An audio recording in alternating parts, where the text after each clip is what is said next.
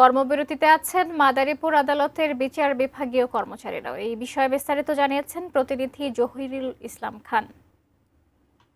বাংলাদেশের মতো মাদারীপুর জেলা ও দায়রা জজ আদালতের প্রাঙ্গণে বিচার বিভাগীয় কর্মচারীদের পক্ষ থেকে কর্মবিরতি শুরু হয়েছে। সকাল ৯টা থেকে বেলা 11:30 পর্যন্ত এই কর্মবিরতি চলবে। যেহেতু সকালে এই শুরুর দিক থেকে এখন পর্যন্ত কর্মচারীরা যারা আছে মাদারীপুরের এই জুডিশিয়ালের, তারা কিন্তু এখন পর্যন্ত কোনো কার্যক্রম শুরু করেনি। আমরা এখানে যারা বিচার বিভাগের কর্মচারী আছে তাদের সাথে কথা বলেছি।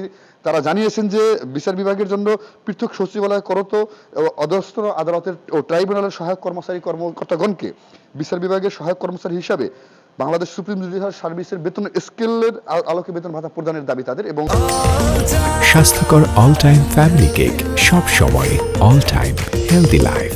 এছাড়াও তাদের বিভিন্ন দাবি আছে যে এখানে যে বিদ্যমান ব্লক পদ বিলুপ্ত করে যুগোপযোগী পদ সৃষ্টি করা এবং জ্যেষ্ঠতার ভিত্তিতে পদোন্নতি সহ বিভিন্ন দাবিতে কিন্তু তারা এই কর্মসূচি ঘোষণা দিয়েছে। এবং যারা আন্দোলন করছে এই যে বিচার বিভাগের কর্মচারীরা, তারা কিন্তু দীর্ঘদিন ধরেই দাবি জানিয়ে আসে সরকারের কাছে যে তাদের এই দাবিগুলো কিন্তু বাস্তবায়নের ব্যাপারে তারা এখন কঠোর পদক্ষেপে পরবর্তীতে যাবে।